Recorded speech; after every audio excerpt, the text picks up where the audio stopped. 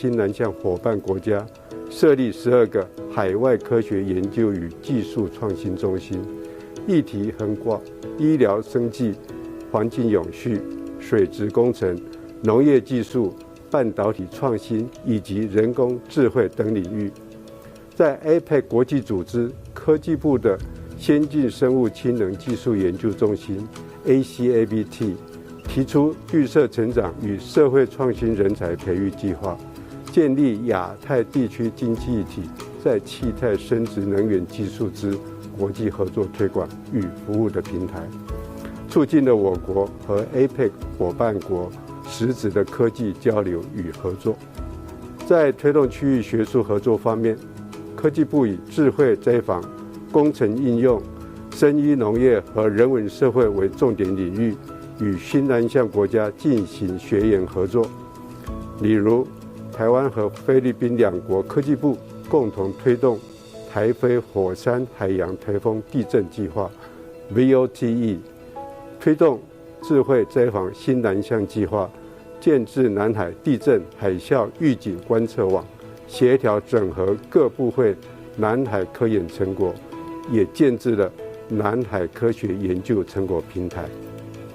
在推动人才交流培育，从2017年至今年的8月，科技部已补助延揽1337名来自新南向国家的博士级科技人才来台参与半导体晶片设计、生技医药、绿能科技及循环经济相关领域研究计划。另外，每年也补助学研机构办理短期培训研习会，提供新南向国家科研人员来台研习机会。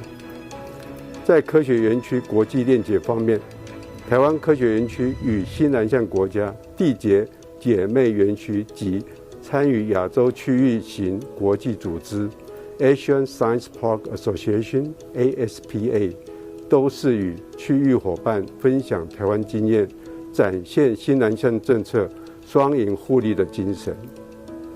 新南向正迈向第6年，面对后疫情时代，全球情势转变，科技部会秉持科研创新、多元包容、价值永续的目标，持续推动我国与新南向伙伴国在科技研发、精准健康、智慧农业、高阶人才培育等多面向的交流合作，深化在亚太区域的链接，成为国际区域合作的关键力量。最后，仅代表科技部祝贺玉山论坛圆满成功，各位参与论坛的国内外伙伴朋友，身体健康，万事如意，谢谢。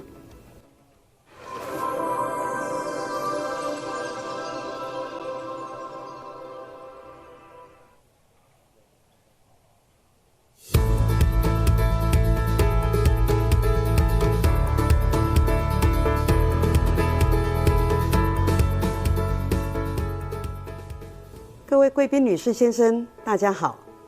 由于疫情的关系，没有办法与各位面对面进行交流，但是人类社会向前进的脚步不能停，所以我很高兴有机会能够透过线上方式，与各国代表及各位先进分享劳动部在新南向政策的努力与成果。我们都知道，优质的劳动力是国家产业的基础。但是随着时空环境的转变，像是大规模的 Distinguished guests, ladies and gentlemen, our next session will begin shortly. Please be seated and turn off your cell phone or switch it to silent. Thank you for your cooperation. 各位贵宾，我们下一个场次即将开始，麻烦请尽速就座，并请将手机关机或调为震动。谢谢您的配合。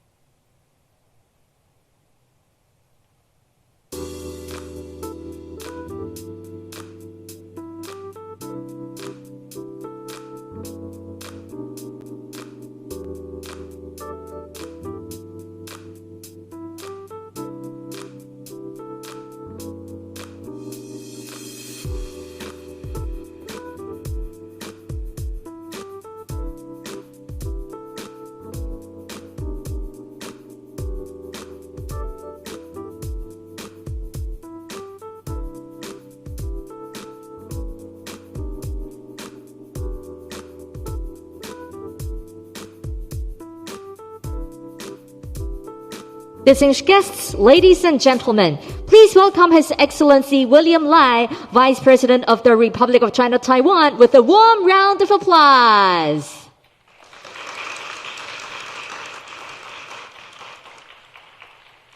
Please be seated.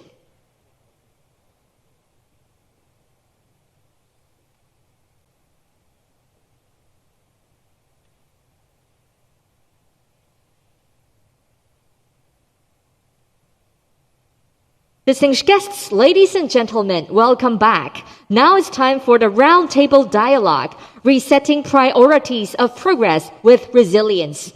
To start, we are honored to have invited His Excellency William Lai, Vice President of the Republic of China, Taiwan, to give us his remarks.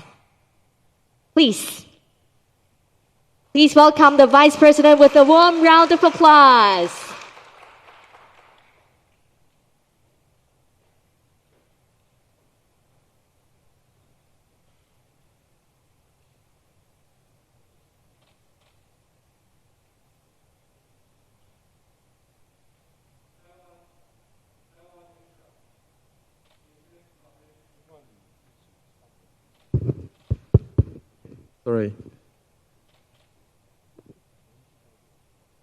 Taiwan Asia Exchange Foundation Chairman Dr. Xiao, international leaders, all in attendance and those online, ladies and gentlemen, good afternoon. Of the 7 continents on Earth, Asia has the largest land area, biggest population, and most diverse range of cultures. As Asia accounts for more than half of global economic growth, its strategic importance has been steadily increasing. This is why countries in Asia must promoting cooperation and share expertise each other. While we build more resilient society to solve domestic problems, by working together,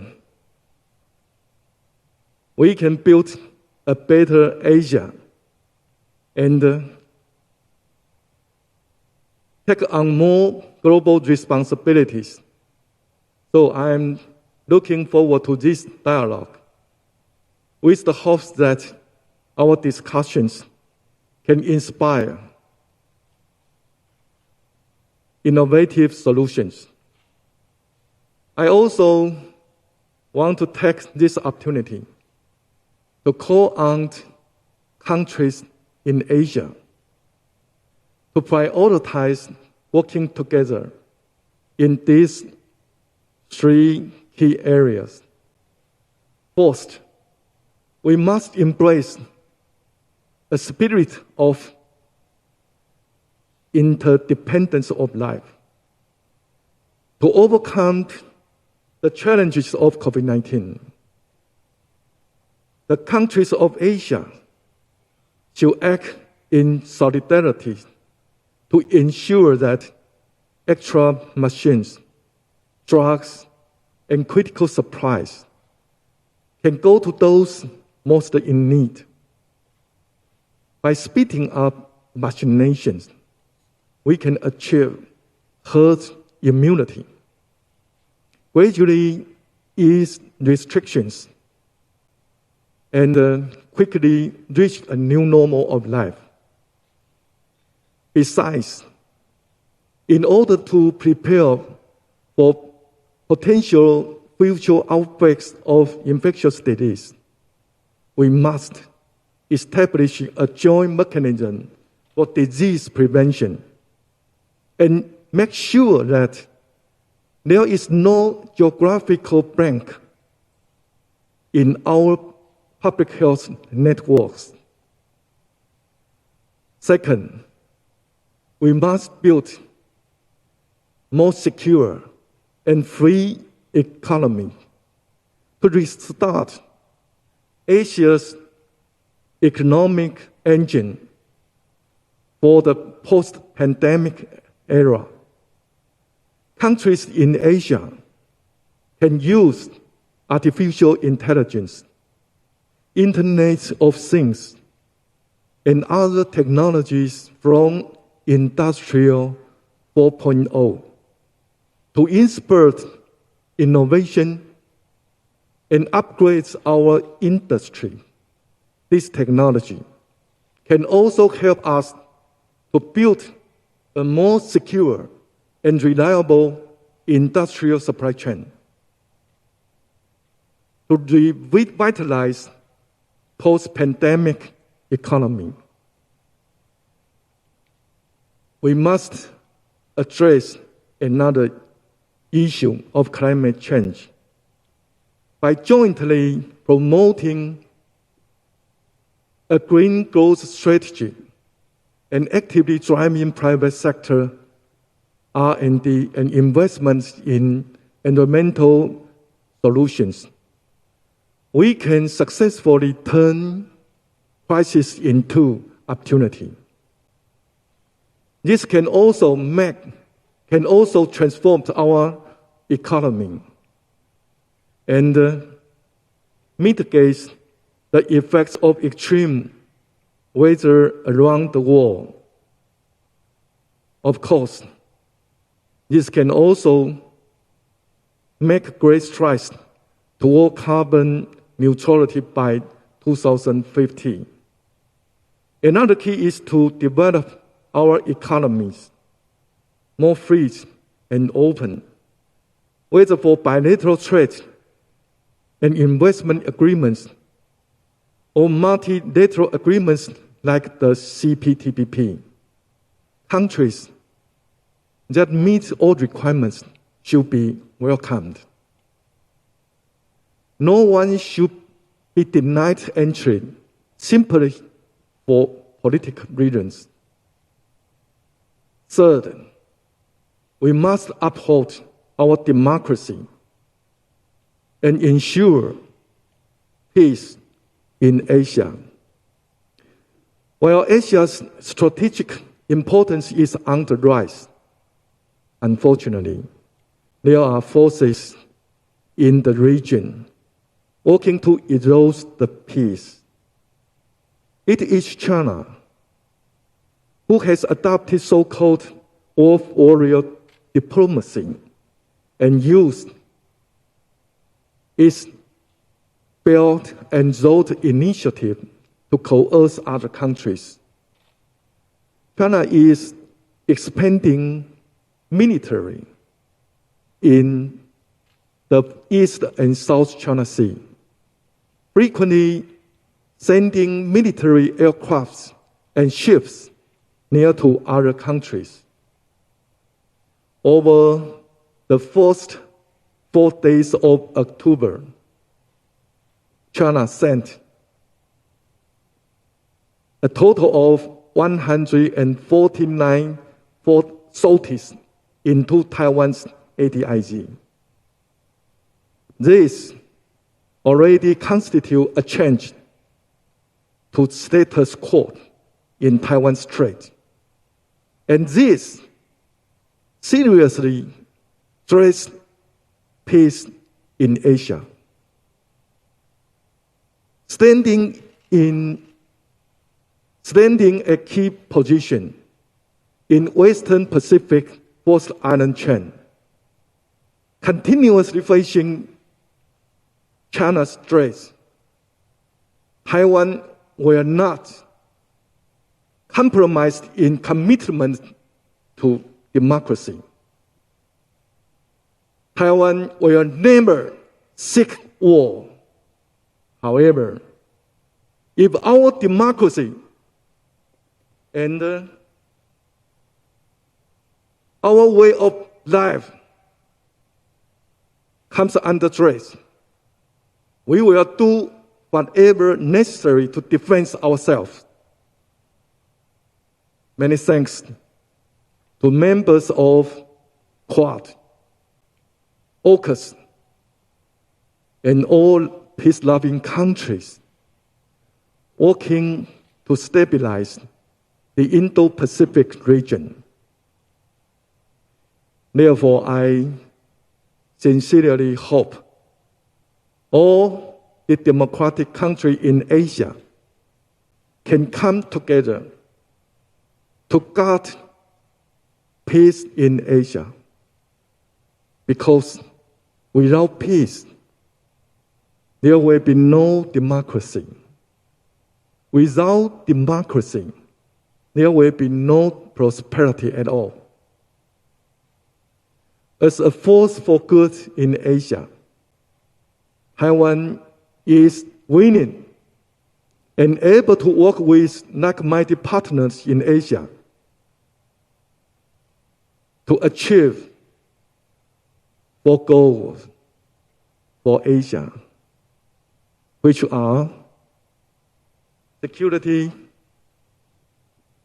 prosperity, democracy, and peace. I wish the following roundtable dialogue every success. Thank you. Thank you very much, Vice President Lai. Thank you for the encouragement. Thank you. As Vice President Lai has other engagements, so he will have to leave now. Once again, we would like to thank you for gracing us with your presence. 我们在此恭送副总统，谢谢副总统百忙之中特别抽空莅临玉山论坛，再次感谢副总统。Thank you very much. And just as what Vice President said, Taiwan will continue to become the force for good in Asia. And with our commitment and efforts, we will continue to make sure that Taiwan will play a very important part in promoting the security, prosperity, democracy, and peace in the Indo-Pacific region. So today we are truly honored that not only President Tsai but also Vice President Lai have attended the Yushan Forum, and I believe that through our joint discussion and wisdom, we will definitely find a way out and keep safeguarding Taiwan's security. And now we will start the roundtable dialogue. The roundtable dialogue features global leaders and renowned experts to exchange their experiences and visions of regional strategies and economic development. Set at the intersection of resilience, global governance, and regional security, this dialogue hopes to identify the key priorities in constructing global resilient partnership. In this session, we have invited outstanding panelists from abroad to join the session, and the dialogue will be moderated by Dr. Xing Huang Michael Xiao, Chairman of the Taiwan Asia Exchange Foundation. And now I would like to invite Chairman Xiao to come up to the stage. Please welcome Chairman Xiao with a warm round of applause.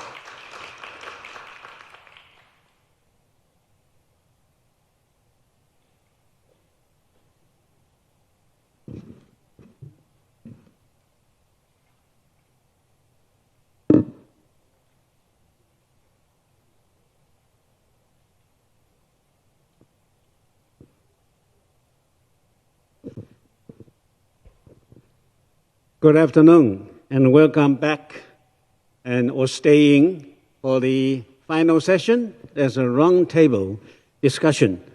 And we had the pleasure to listen to our Vice President Lai to set the keynote, set the tone. And the roundtable dialogue is the same theme as our this year's forum. Resetting priorities of progress with resilience. Again, resilience is still the word. Vice President Lai actually tell us the three key things, the priorities. One, recovering health, which we suffer for the last 2 years. We sacrificed many lives around the world. Second, restore economy. Many economic downturn was happening around the world as well. Number three, I think, is very important to safeguard democracy. So those are three priorities he said. I think it's a very good beginning for our roundtable dialogue. And I want to share with you, it's our great privilege to have 7 distinguished individuals to address the same issue. How and what way we can really reset our priorities when the progress is coming back, and with the ultimate goal of resilience. The resilience will be here forever, and we need the resilience forever. And we need progress, so we want to restore, to regain progress with resilience. So, without further ado, let me introduce the first speaker. And before I do that, hello everyone, and welcome to the round table. Thank you very much. It's our great pleasure to have you, and we look forward to listen to your wisdom and insight. Now, the first speaker is Dr. Pedro Muhammad, Deputy Chairman, People's Consultative Assembly in Indonesia. So, Dr. Muhammad, it's your chance now, and please begin. And in order to keep we still have some time for the end of the discussion, so please remain in 5 minutes. I'm sorry to say that. Please go ahead. Welcome. Yes, thank you, Mr. Chairman Michael Zhao. I think that your opening and introduction was excellent. Especially, you mentioned that 3 points being delivered by Excellency Vice President Mr. Lai Ching A. And I think the 3 points was very, very relevant. And today also been discussed in our parliament, our executive, and several times carry out with our self and President Jokowi, President of Indonesia. So in this afternoon, basically, I like to use that 5 minutes to put it stress that the new policies of New South policies and these New South policies of Taiwan was very, very good and bringing up a new dimension of Indonesia and Taiwan relationship. We have a very, very close relationship since a long time, and in the economic and trade, in the investment, been increased, agriculture, fishery, education, health, and also humanity. And also I like to stress out that Taiwan has been implemented very, very good on New South policies. The New South policies that I've been stressed here for you to inform that thanks the cooperation between Southeast Asia country, South Asia, and Australia, and of course, other country in the region. And this one is been brought up very, very close with Taiwan, and I'm involved a lot on this kind of dialogue and conversation. At the same time also, I like to mention that Taiwan have done big and very good investment in Indonesia. Between these two countries, we have been bringing up a very good in food industry, steel, machinery, and we have been doing a lot of things as on the technology as well. Ladies and gentlemen, Indonesia-Taiwan cooperation on agriculture and fishery have been mentioned for quite some time, since about 45 years cooperation. And when I was a minister of fishery, ocean and fishery, even we have a very, very strong cooperation. And even I have been put it a very strong idea that one of the country in the east part of Indonesia that we call it Morotai, this one using during the Second World War as a base for the American base, and this area is very huge. So at that time, I was minister, and I am with President Susilo Bambang Yudhoyono agree to using Taiwan to do a direct transportation and communication, and this one is a part of South cooperation, and this one is a part of Indonesia-Taiwan cooperation. At the same time, also Taiwan have done a lot of work and cooperation, and also we have a very confident with Taiwan community in Indonesia as well. With the implementation of new southbound policies, many cooperation programs have been carried out to promote bilateral exchange between Indonesia and Taiwan. One of that a very, very recently been talking in the public about the scholarship, the donation, and that one shows a lot of things. Before I close my short remark on 5 minutes, I also like to mention that the humanity between Indonesia and Taiwan has been expanding and more close, especially during this recent that mentioned by Excellency's Vice President. One of the points is about the health. I want to stress this point that during this pandemic 19, the world today have suffered a lot. Not only us attend this forum, but also most of the country. And I like to mention that we discussed in the parliament several times and having a plus point to Taiwan, that even Taiwan is not a member of WHO, but Taiwan have been given a lot of contribution, not only to Indonesia that I feel and my people, but to 80 countries around the world having this benefit from that.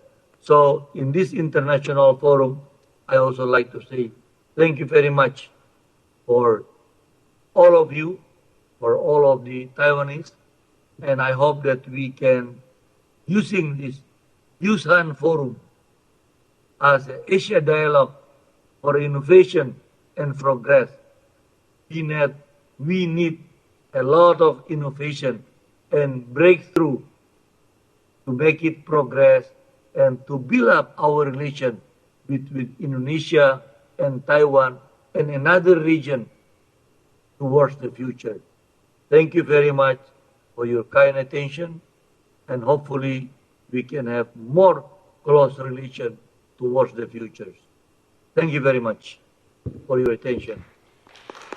I give back to you, Chairman. Thank you very much, Deputy Chairman, and thank you very much for your support of the Yusan Forum and for Taiwan. And I couldn't agree more that after the post-pandemic era, we should re-establish and even facilitate more cooperation between Taiwan and Indonesia and beyond.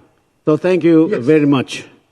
Now it's my pleasure to introduce the second panelist, also distinguished speaker, Dr. Wu Tin Loc, Chairman, Vietnam International Arbitration Center, VIAC, from Vietnam. So, Dr. Wu, it's your time. Please go ahead. Good afternoon, Dr. Shao, ladies and gentlemen. Taiwan has always been one of the Vietnam's leading economic partners. And currently, Taiwan is the fourth largest investor and fifth largest trading partner of Vietnam. In fact, economic cooperation, trade and investment between Vietnam and Taiwan over the past 30 years has brought practical benefit to both countries and contribute to maintaining economic growth in the region and of the world. In spite of immense adversities by unprecedented COVID-19 pandemic in the last 2 years, Vietnam-Taiwan economic cooperation has been making good progress in terms of investment and trade. As the pandemic is still ongoing in an unpredictable patterns in coming times, and bear in mind that we are left with no choice but we come to terms with the coronavirus broadly. Both sides need to proactively prepare for resume the promotion of Vietnam-Taiwan cooperation in this period of economic reactivation. It is believed that favorable conditions are our side in these missions. Firstly, our achievement in bilateral economic trade and investment cooperation over the past 30 years, especially during the pandemic, are the solid basis for us to keep up the good work of promoting the cooperation, facilitating the economic recovery post-pandemic. Second, Vietnam and Taiwan economy are highly complementary. Taiwan has its strength in terms of capital, technology, management experience that are essential for Vietnam in the development process. Thus, in the context of the reconstruction of the global supply chains and the new southbound policy of the Taiwan administration, Vietnam has emerged as a priority destination for investment by Taiwanese business. At the same time, Vietnam always highly value the importance of and created advantageous conditions for Taiwanese investors and enterprises in doing business in Vietnam.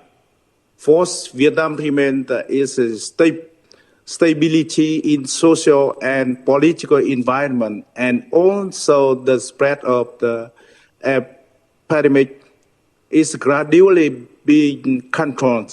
Many support policy for business to restore production are used and implemented by the Vietnam government.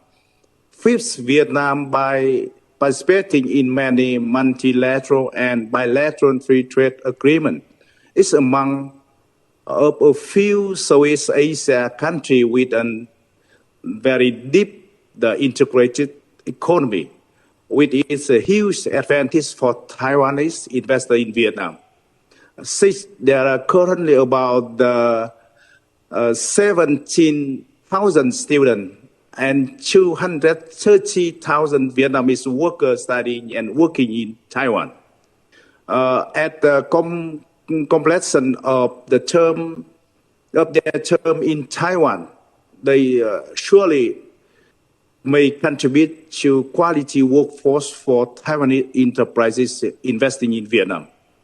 To promote bilateral cooperation in this economic recovery process, I suggest that the respective agency of two sides need to promotely to start discussion with action plan to, first of all, step by step, reconnect and resume the Vietnam-Taiwan air route.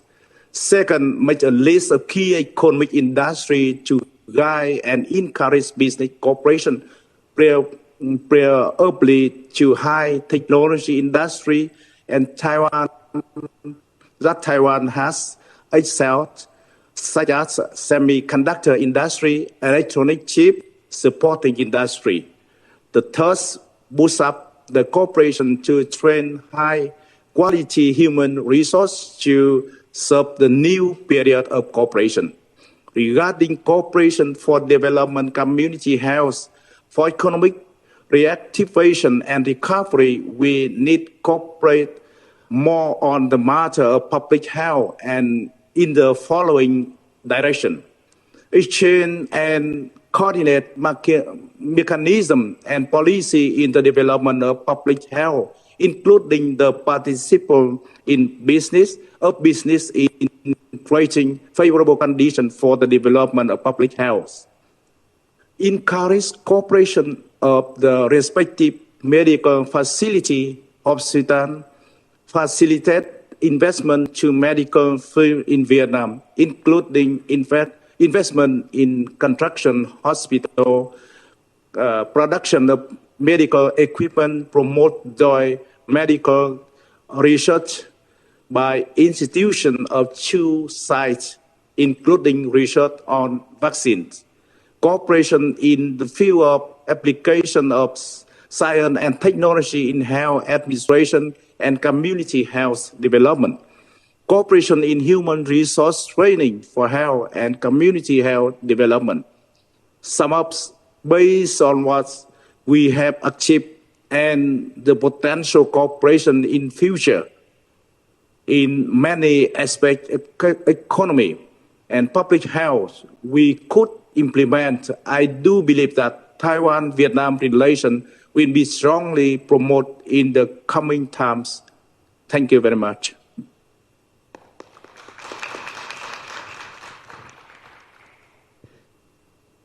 Thank you very much, Chairman Wu. And I agree with you that health and economy and technology are the three also equally important priority we have to set up and to increase the Taiwan-Vietnam cooperation, which we have already have some, and we should intensify and expand it. Thank you very much for your insight and comment.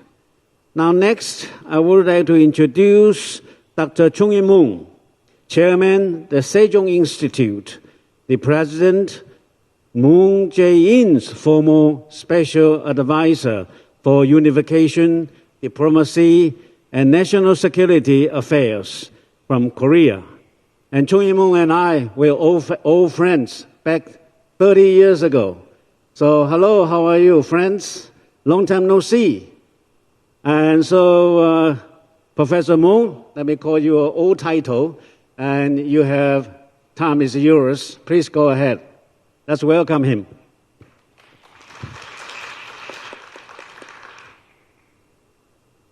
Our dear speaker, could you please turn the microphone on? We cannot hear you. Now, can you hear me? Yes, now we can hear you. Thank you. Okay. Michael, thank you very much. It is a really long time since I have seen you. And thank you very much for inviting me to this very prestigious forum. I have heard about the Wishan Forum since a long time ago. I fully agree with Vice President Lai's 3 points. Recover from the pandemic, restore economic dynamics, and safeguard the democracy. I may add one more point, to safeguard democracy and security in the region. And I will just briefly outline the policy of the South Korean government along with those 3 dimensions. Recovering from the pandemic has become very, very important policy priority of the South Korean government. In doing that, our government has proposed so-called Northeast Asian Public Health Initiative, sharing our knowledge and experience of quarantine with other countries. At the same time, trying to be a hub of vaccine production and distribution in this part of the world. Therefore, our government has been working very hard to come up with some kinds of collective goods to overcome the pandemic. Another important issue our government has been placing is climate change. And carbon neutrality has become very, very important part of our government policy. And also climate change cannot be solved without international and regional cooperation. And therefore, that will be another very important issue. Third issue, we have been suffering from the cyber, threats, because we see, growing, disorderly pattern in the cyberspace. And therefore, again, in order to overcome the cyber insecurity, it is very important for us to come up with some kind of, international regime in the area of cyberspace. Therefore, our government has been pushing for the idea of a cyberspace in a peace regime. It hasn't been really, publicized up to now, but we have been pushing for that idea so that all the countries in the region can work together. But in the case of Europe, Europe has a, Tallinn Manual 2.0, Budapest Accord, and etc. But this part of the world does not have that kind of a cooperative arrangement to tackle cyber threat. Cyber threat is not necessarily from the specific government, but the non-governmental actors have become the primary source of threat. Therefore, we need cooperation in that area too.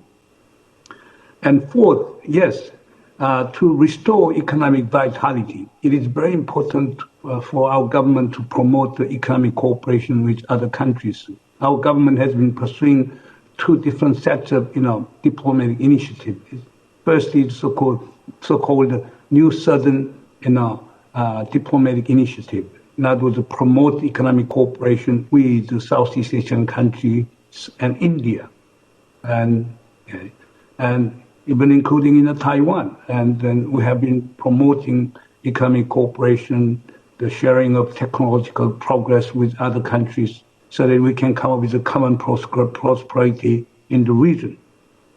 And also we have been pursuing so-called New Northern Initiative, okay? But we have not been successful because North Korea has not been very cooperative with us on the issue of economic cooperation, and North Korea hasn't given up its nuclear weapons. Therefore, because of international sanction regime, we could not pursue economic cooperation with North Korea effectively. And because of that reason, we cannot stretch ourselves into Siberia, new economic space in Russia, and etc. Therefore, we are having a hard time, but we have been making enormous progress in our economic cooperation with the Southeast Asian countries. But finally, most important thing is this: all these kinds of cooperation cannot be, successful without macro security environment. But as we have been witnessing, there is an emerging pattern of new Cold War between the United States and China. If the United States and China, trapped in the confrontational mode, it will be extremely difficult for South Korea to, pursue all this agenda, and it will be very difficult for those countries to engage in cooperation. For example, South Korea maintains an alliance with the United States. This is our number one priority. But at the same time, we maintain, economic strategic cooperative partnership with China. But if China and the United States get into the confrontation mode, we will be facing very existential matter of choice between the two. But we want to avoid it. Therefore, all countries in the region should come up together so that those two giants can avoid the mutual confrontation, and so that they can play a role in building peace, prosperity, and stability in the region. In doing that, as Vice President Lai pointed out, we need the open, free the region, but at the same time, we need the inclusive, way of, cooperating together. Exclusion is not a good idea. Cooperation, inclusion, and co-evolution should be the guiding principles of our, common prosperity and peace in the region. I will stop here. Thank you.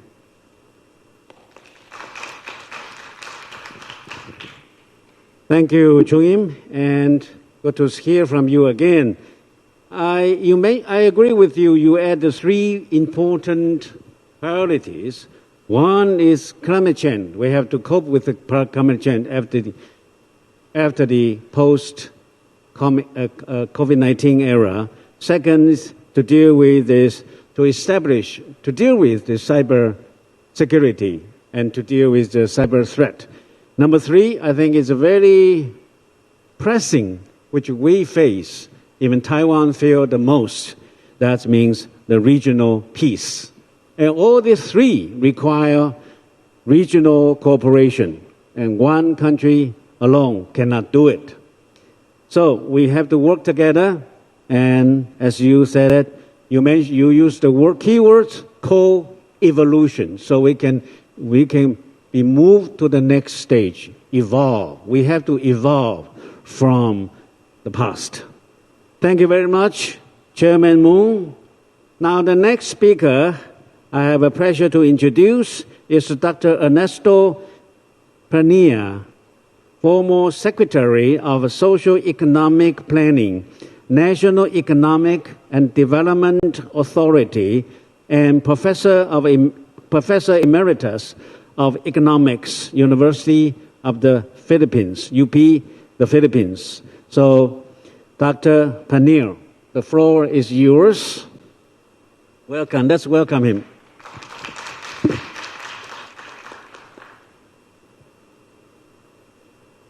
Hello, our dear speaker. Could you please turn on your microphone?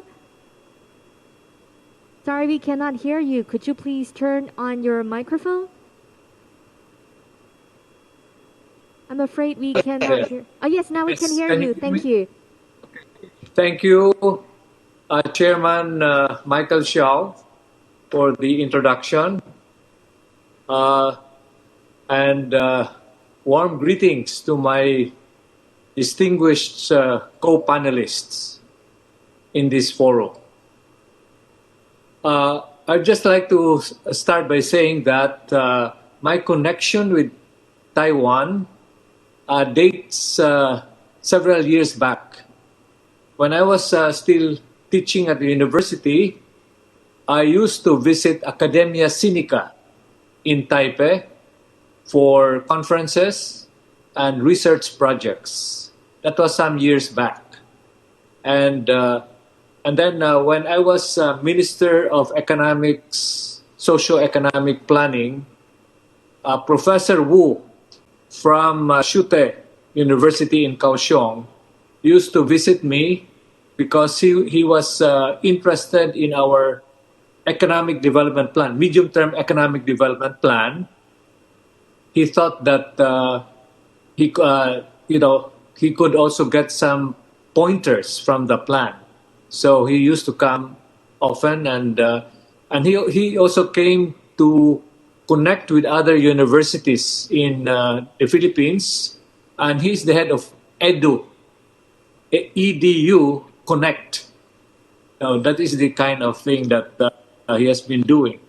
So, and then we have an ambassador here from Taiwan, Ambassador Xu, and we are also quite close to him. So I just have 6 points to make in this forum. Let me say that the Philippines, unfortunately, is a laggard in terms of addressing the pandemic. So, my first point is the Philippines needs to double down and escalate efforts to contain the COVID-19 pandemic in order to open the economy so that it can recover faster and move forward beyond this pandemic.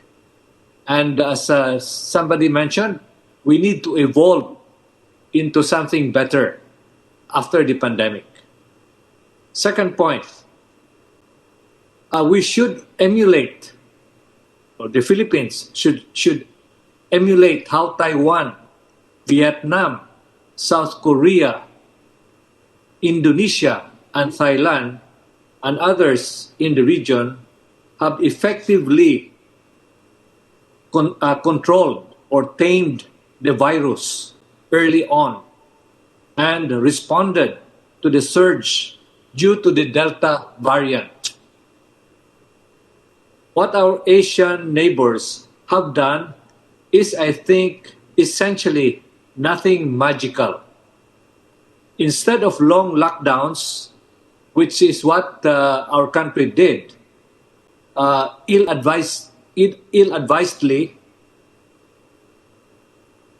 we should have relied more on rapid testing, which should be conducted free to everybody, digital contact tracing, speedy isolation of infected individuals, and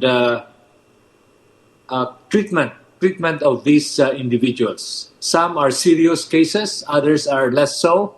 So it's a differentiation of treatment. So instead of so adequate budget must be allocated for these activities, as well as for social amelioration funds for laid-off workers and shuttered micro, small, and medium enterprises.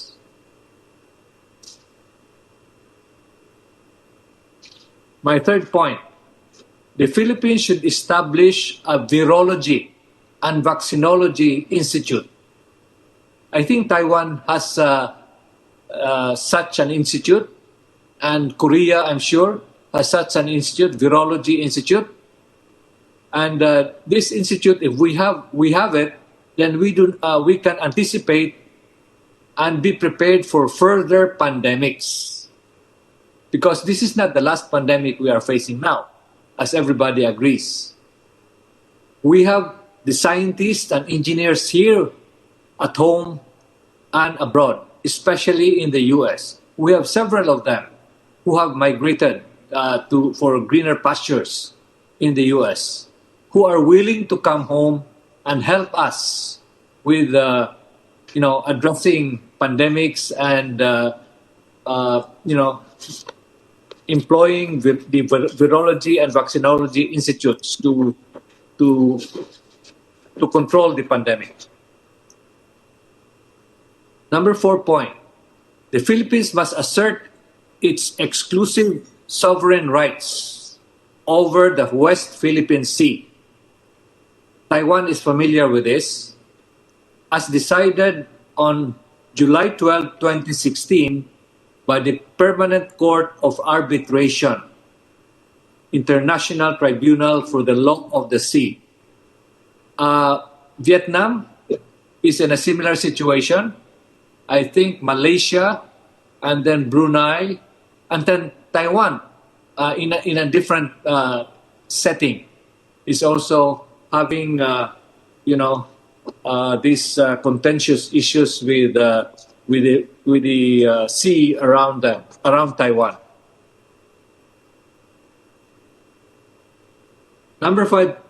Point number 5, the Philippines should develop its blue economy by protecting, preserving, and sustainably tapping its vast marine resources surrounding the archipelago.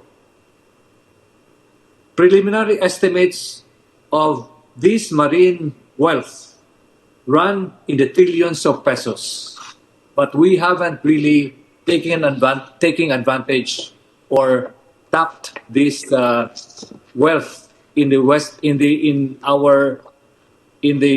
oceans and the seas that surrounds the country.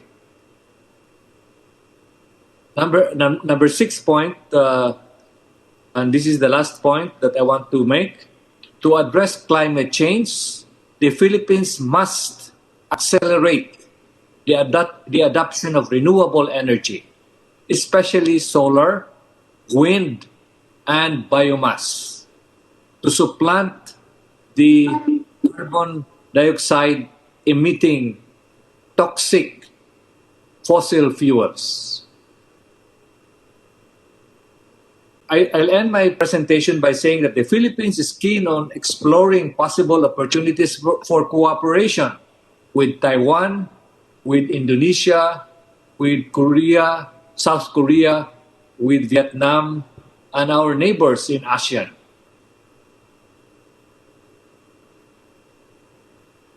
So we want to have cooperation with these neighbors of ours in ASEAN on most, if not all, of the areas that I have cited above. Thank you very much, Chairman Michael Xiao.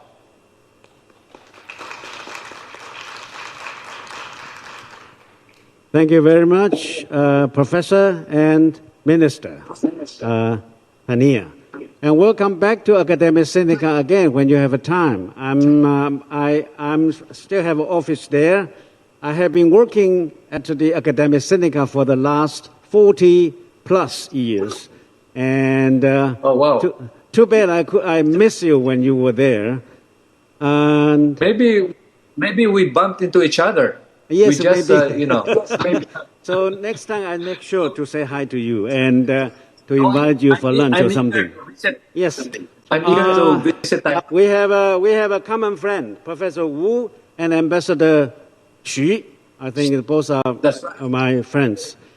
I think you echoed very much on the importance of health. You raised several points on relating to the health. I think that is a top number one priority, I think, among the panelists so far. I agree. I couldn't agree with you more.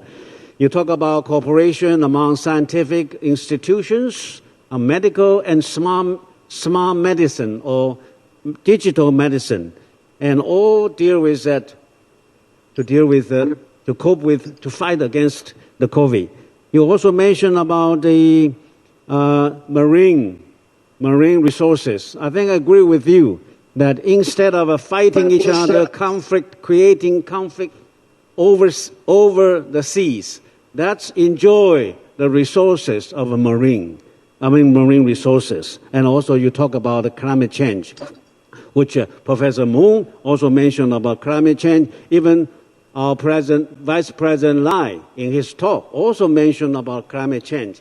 So I think climate change is the top agenda in the world. Even before the pandemic, during the pandemic, and after the pandemic, I think climate change issue will be with us and will be with us for decades to come. Thank you very much again. So next speaker is from France. We move away from Asia. Now we go to Europe. His Excellency Jean-Paul Maurice Ripper, former ambassador of France to China. Now the floor is yours, Ambassador. Thank you, Mr. Chairman, and dear participants and dear listeners. First of all, I wish, of course, to thank you very much for inviting me to attend this very important session of the Yushan Forum. It provides me with an excellent opportunity to share with you, as a retired ambassador of France, but also as a European, my personal thoughts on the need to strengthen the multilateral system, to revive international cooperation, and to abide by the universal values that underlie them.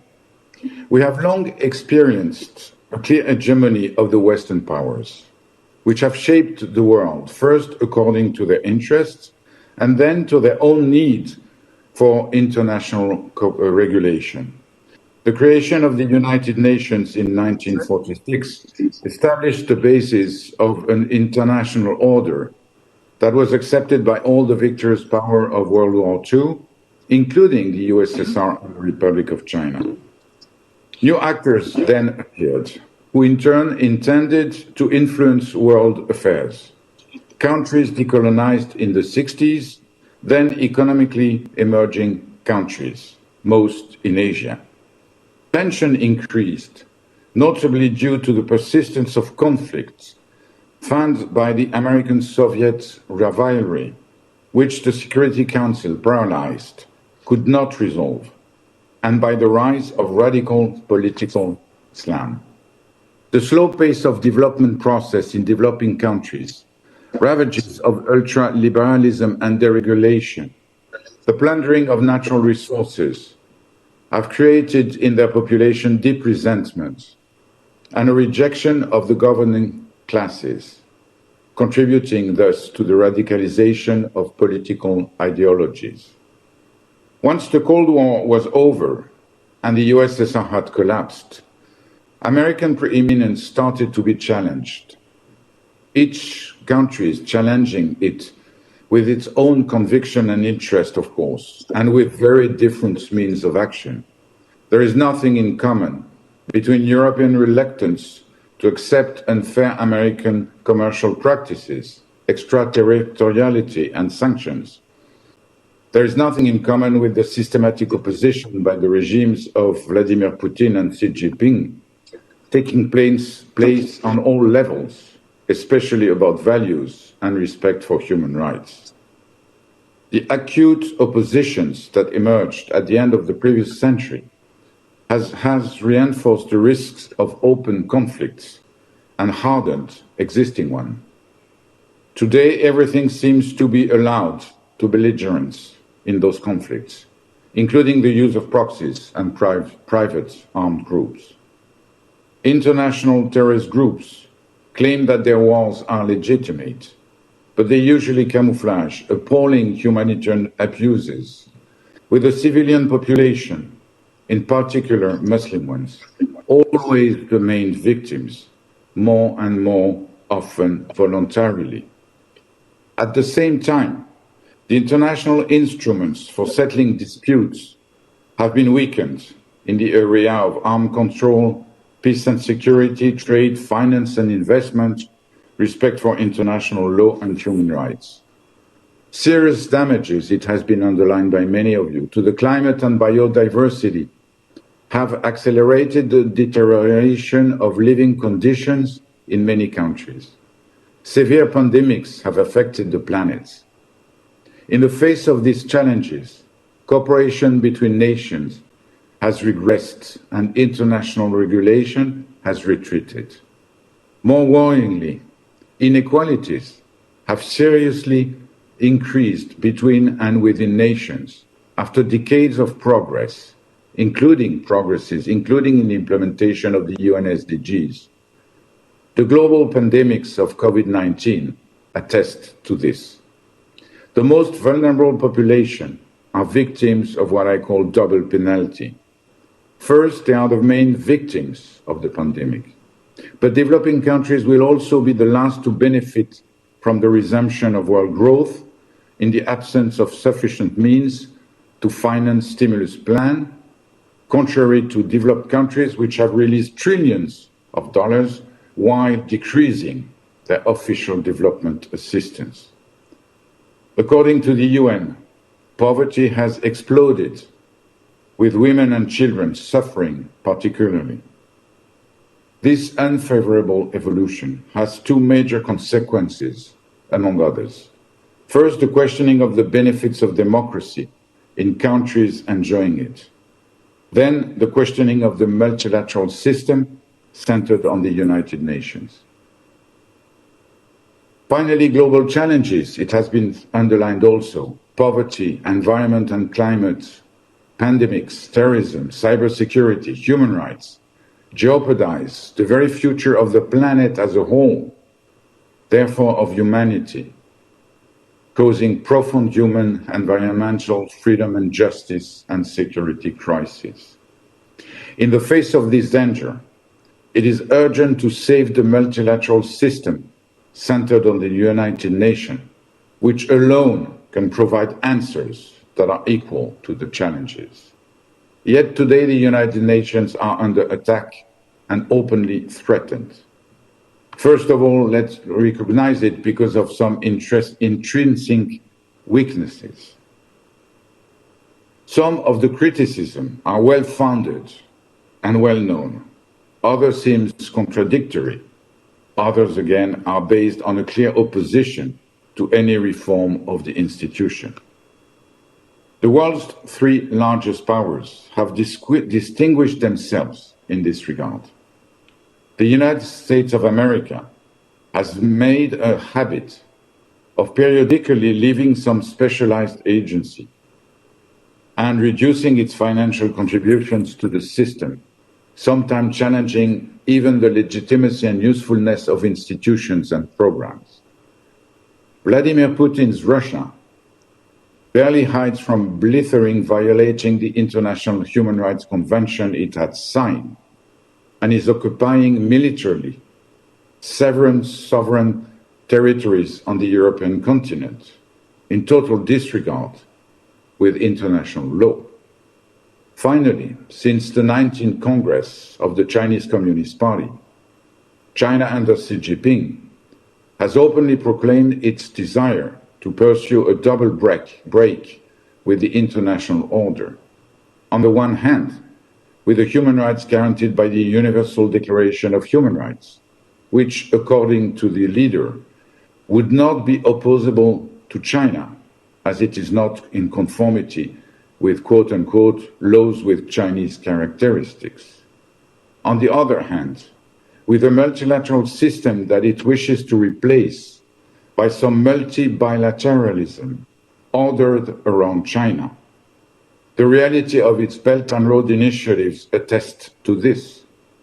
Beyond the promotion of Chinese direct investment abroad, which is perfectly legitimate, the real objective is to build in all areas of international cooperation institutions that are de facto in competition with the institutions of the United Nations system.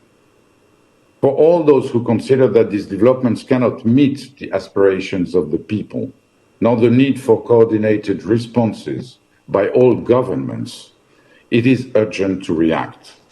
We must answer to the criticism regarding the UN, and we know the area and the avenues, enlargement of the Security Council, limitation to the veto powers, strengthening of the capacity of peacekeeping operation, guarantee of enough resources for the UN.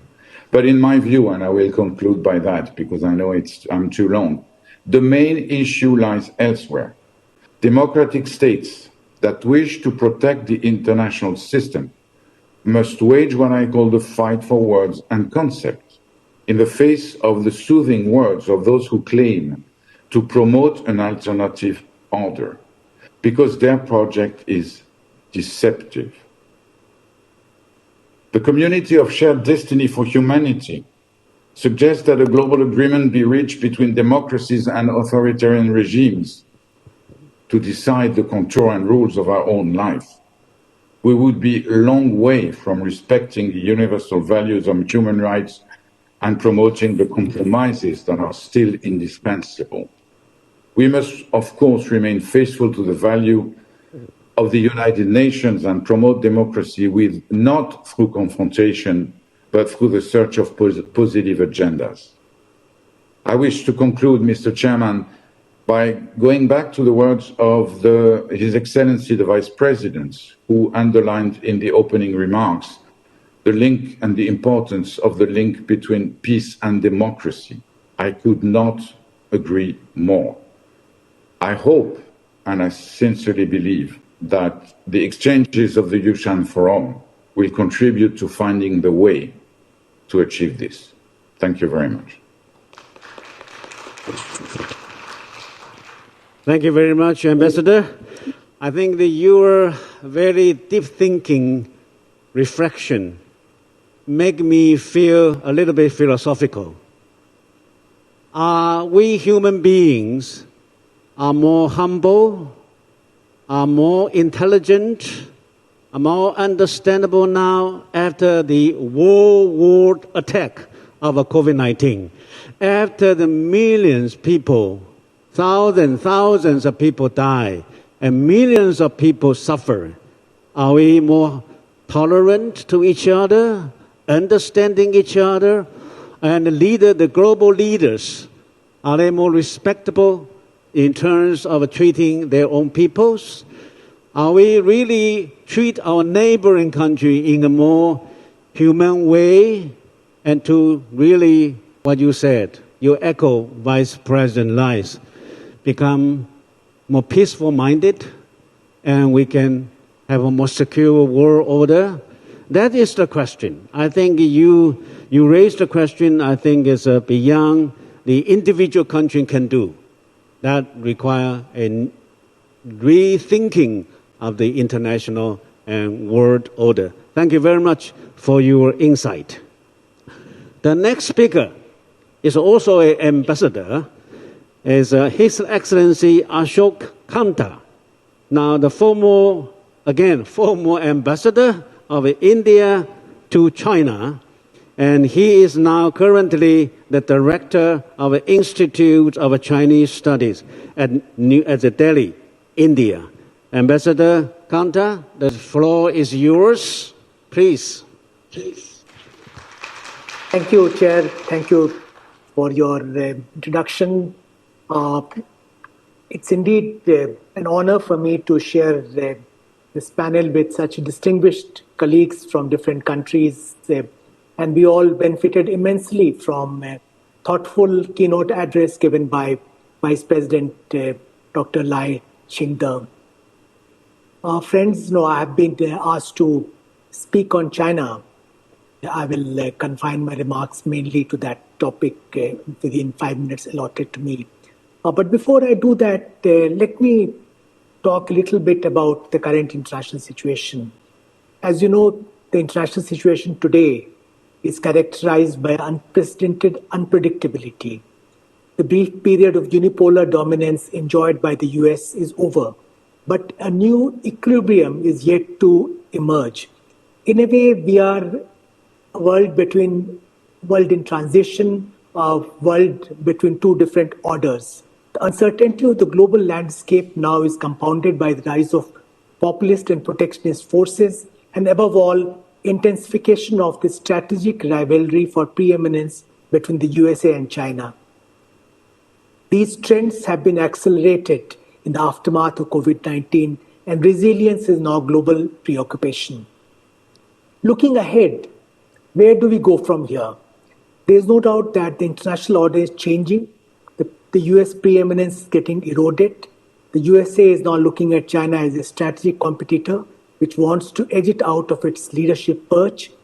There are people who argue that we are heading towards a China-centric global order.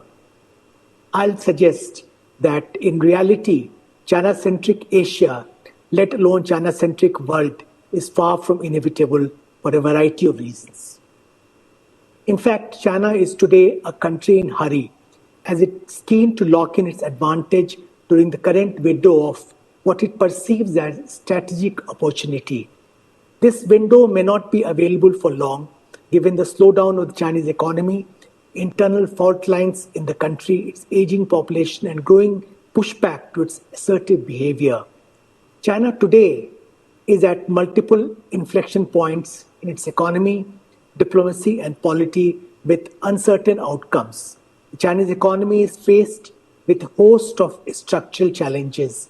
If the Chinese economy stagnates, many of China's ambitions will also be difficult to realize.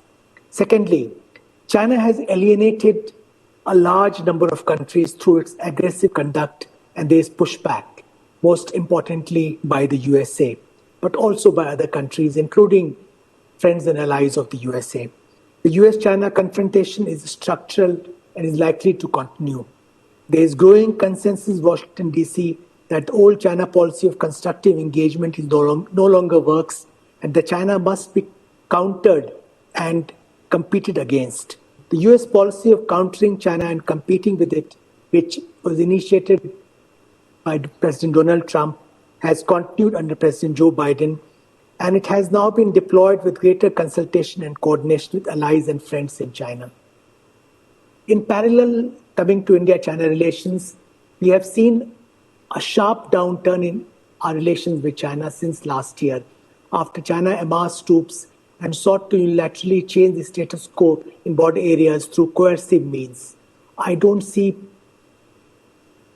prospects for early resumption of normal linkages in our relations with China until peace and tranquility is restored in border areas, especially at friction points in eastern Ladakh.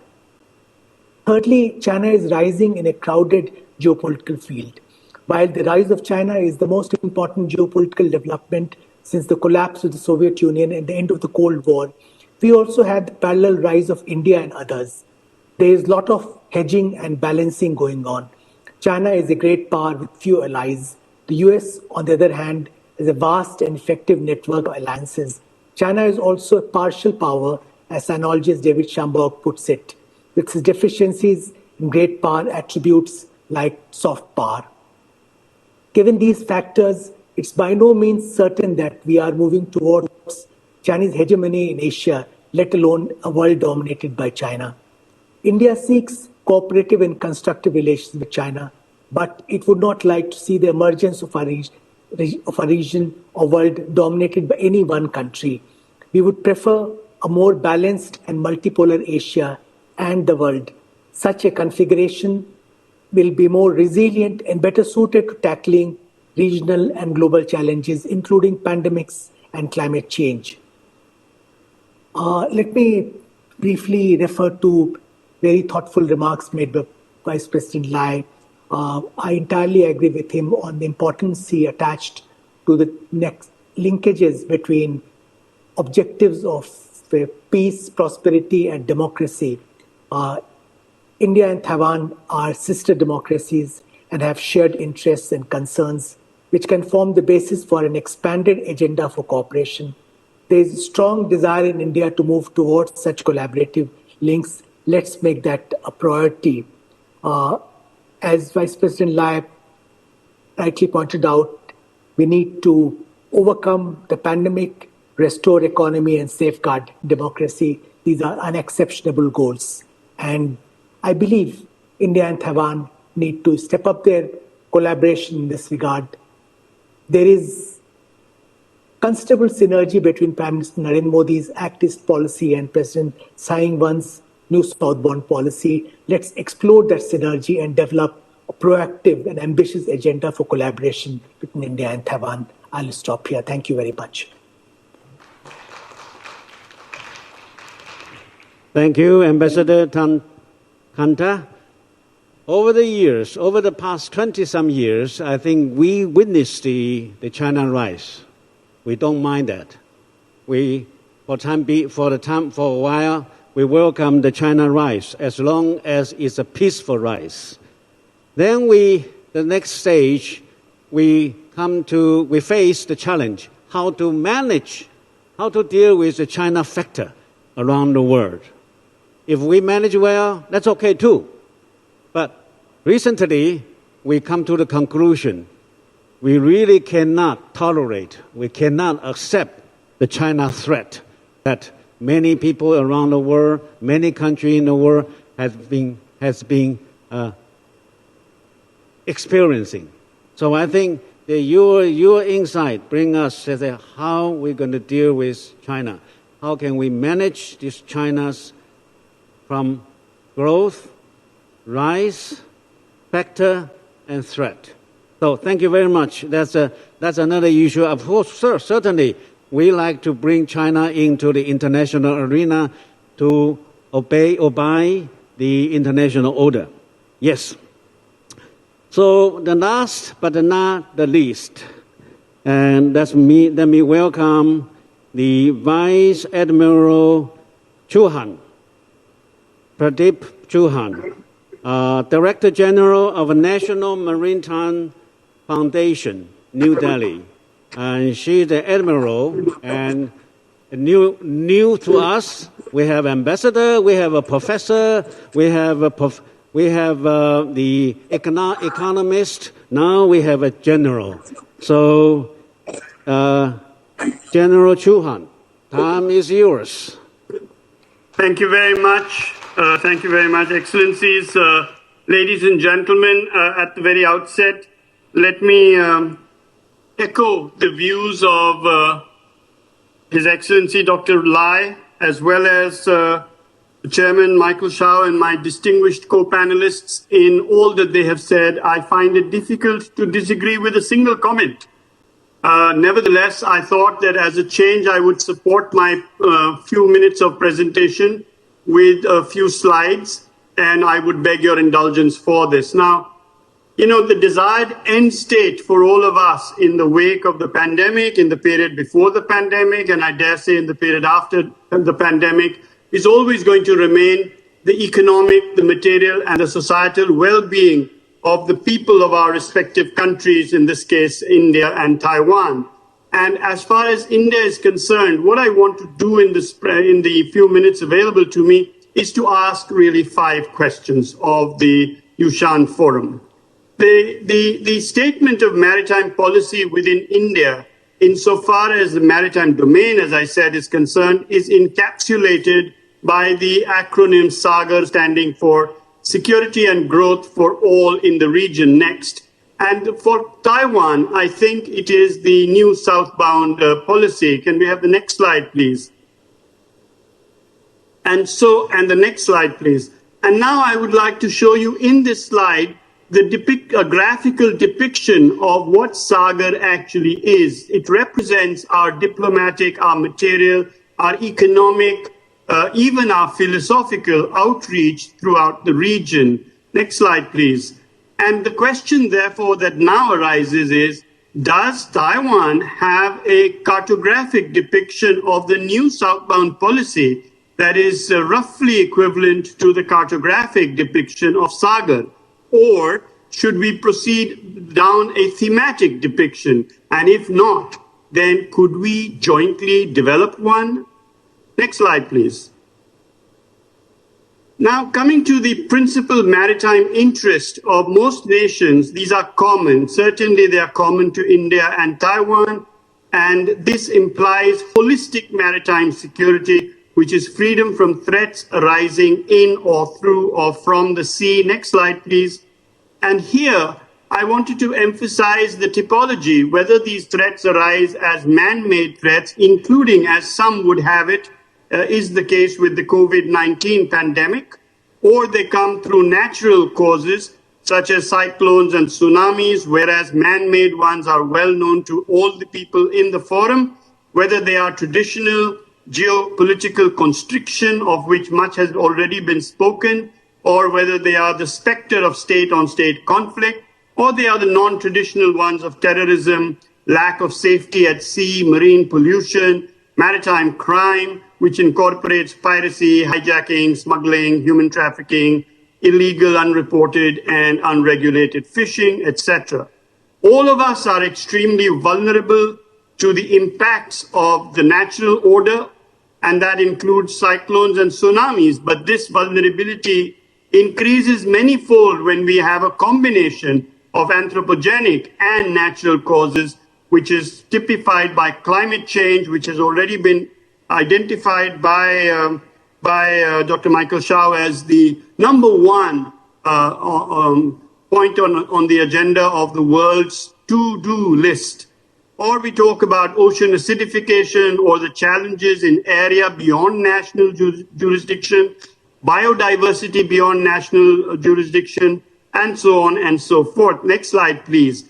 So from this basic common interest flow each country's maritime objectives. And while the 8 objectives that I'm going to show you in respect of India are not formally promulgated, next slide, please, but rather they are derived through a rigorous analysis. And here they are. So they are protection from sea-based threats to our territorial integrity, stability involving peace and prosperity in India's maritime neighborhood, the creation, the development, and sustenance of a blue economy, which is resilient against the adverse maritime effects of climate change, something that, once again, Dr. Lai's comments resonate strongly in. The preservation, the promotion, the pursuit, the protection of offshore infrastructure and maritime resources, the promotion, the protection and safety of overseas and coastal trade and the sea lines of communication, plus the ports that constitute the nodes of this trade, the support to marine scientific research, including that in Antarctica and the Arctic, the promotion and provision of support, succor and extrication options to the diaspora. Next slide, please. And of course, retaining a sensible, favorable maritime position. So the next question now that I want to pose is, so has Taiwan formally promulgated its own maritime objectives? If not, then could Taiwanese think tanks develop such a list derived from the objectives of the new southbound policy? Next slide, please. And now we come to our strategies, but before, next slide, please. And here I want to emphasize that for India, the Indo-Pacific is not in and of itself a strategy, but it is a strategic geography within which India pursues several inclusive, cooperative, collaborative strategies designed to promote regional growth, peace, prosperity, and security. Next slide, please. And so our fundamental strategy within the domain is that of constructive engagement. Next slide, please. And in this particular constructive engagement, we have two basic platforms where I think that much can be developed together. One is the Indo-Pacific Oceans Initiative. Next slide, please. And the second is the Quad, of which already we have spoken. But the Indo-Pacific Oceans Initiative is our option of wider choice than even the Quad. Next slide, please. And the next slide, Quad has been alluded to sufficiently. Next slide, please. So the third question is, what degree of relevance to Taiwan does the Quad have? What degree of relevance to the Quad could Taiwan develop? And how many of these points of relevance are maritime in nature? Next slide, please. And so let's talk about strategic convergence, which is not only about shared interests, which could in their basest form be simply transactional, but also shared values, ideas, and norms. Next slide, please. So, is there really strategic convergence between India and Taiwan? And how many points, and which are they, can be given tangible form? Next slide, please. And my last set is really to do with connectivity. Next slide. And connectivity is a major component of our constructive engagement process in all five. Next slide, please. All five forms of connectivity, which you are familiar with, and I do not need to read out. Next slide, please. But I wanted to mention that India seeks to have, in terms of digital connectivity, a regional replication of the master plan on ASEAN connectivity of 2025 with its pillars and its strategic focus areas. Next slide. And so my last questions are, next slide, please. In terms of the maritime domain awareness that must exist, how significant, next slide, please. How significant is the maritime component of the India-Taiwan trade connectivity? The maritime component, how many ships? Can it and should it be made more significant? So what is the scope of Taiwan and India engaging each other in terms of digital connectivity that could then enhance each country's own maritime trade, even if it's not bilateral? In terms of smart shipping, smart ports, etc., what is the scope of India and Taiwan engaging each other in terms of maritime facets of cybersecurity? And in terms of maritime domain awareness, what is the current state of play in Taiwan? And how many ways can we find in which we can share maritime domain awareness? Next slide, please. And so I want to end my presentation by emphasizing that we can be faced by many failures and many challenges, but we must not allow ourselves to be limited by failures of imagination. And I will stop there. Thank you very much. Next slide, please. Admiral Johan, I wish I could give you more time to really go over the 5 questions. I think they are very big 5 questions. I think some are more beyond TAEF, the capability. I think they call for our response collectively.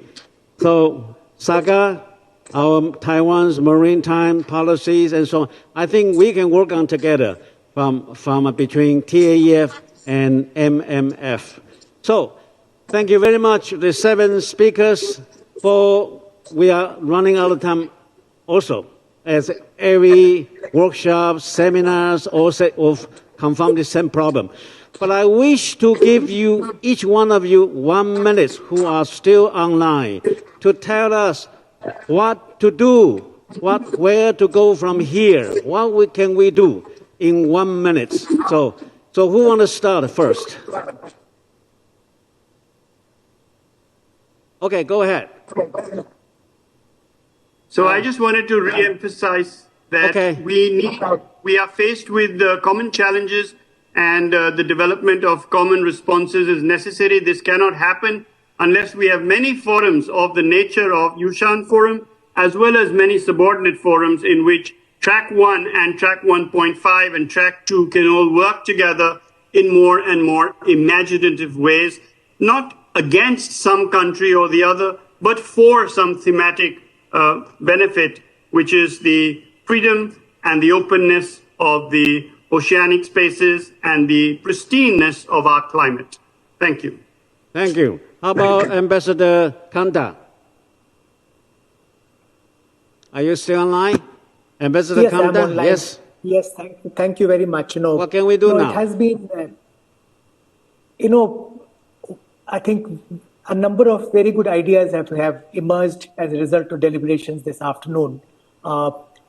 We have, common challenges, as Vice President Lai brought out very eloquently in his keynote speech. We have, the need to overcome the pandemic, restore economic momentum regionally, globally, and also safeguard democracy. I think this is a good agenda for cooperation which has emerged out of this forum, and we need to develop a roadmap for doing that. Between India and Taiwan, I'm happy that relations have developed over the years. I played a small role when I was working with the government of India to develop this relationship. I have traveled a number of times to Taiwan. We have put in place all the requisite framework for expanding linkages between India and Taiwan bilaterally, as also working together on matters of common concern, both regional agenda and global agenda. We can be more, proactive. We can be more forthcoming. We can be more ambitious now. Especially, as I mentioned in my initial remarks, there is a marked synergy between President Tsai Ing-wen's new southbound policy, of which India is an important target country, and Prime Minister Narendra Modi's Act East policy. So we need to explore that synergy and develop a roadmap which is ambitious for developing cooperation between India and Taiwan. Thank you. How about Dr. Faido Muhammad from Indonesia? Yes, Mr. Chairman. I think we have heard a very, very good, relevant comment from all the speakers.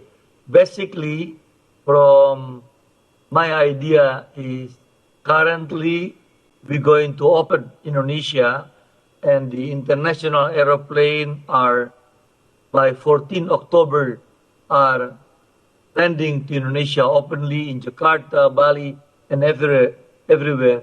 So with that, my point is to restructure economic is the most important, and to build up all the relation among us on the southbound policies. Thank you very much.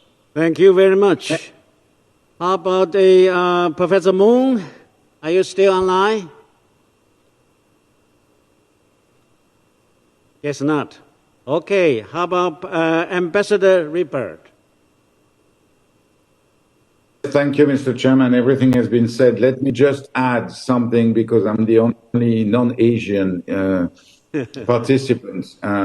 Be aware of the readiness of France and all the members of the European Union to engage together with the member states of the region in this fight for a peaceful, safe and open space in Asia and Indo-Pacific.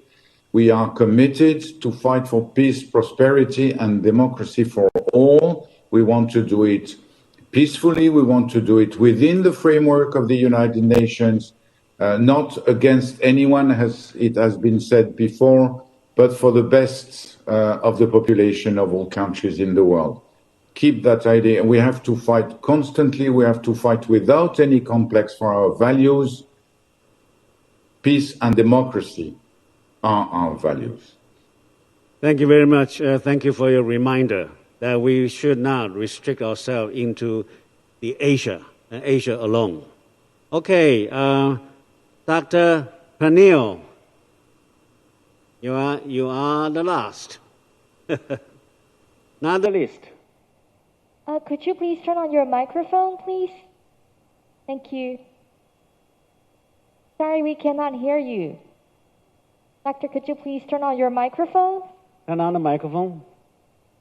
Sorry, we cannot hear you. Can you hear me now? Yes, now we can hear you. Thank you. Okay. So, Chairman Shao, this has been a very enriching and informative forum. And you know that Taiwan is a very close neighbor of ours. It's just a few miles up north on the tip of our northernmost province in the Philippines. And I've been talking with Ambassador Xiao and Ashok. And we have been discussing what kinds of investments would be suitable for the Philippines, and so I think once this COVID crisis departs, then maybe we can have more discussion on investments of Taiwan in the Philippines or Philippine investors in Taiwan. So mutual FDI. So let me end there. And so as I've said, I have been very enriched and informed by this forum. Thank you to my co-panelists. You have been very cooperative and very enlightening in your presentations. Thank you. I'm sure everyone here, on site and online, enjoy the fruit of thought from our panelists. Let me give a big applause to our panelists for such a wonderful roundtable dialogue. And such kind of dialogue will continue. And Yushan Forum is such a forum, is such a platform, we will carry on, we will continue the forum. Thank you very much. Bye-bye. Thank you. Thank you to our moderator and thank you to the panelists. Distinguished guests, ladies.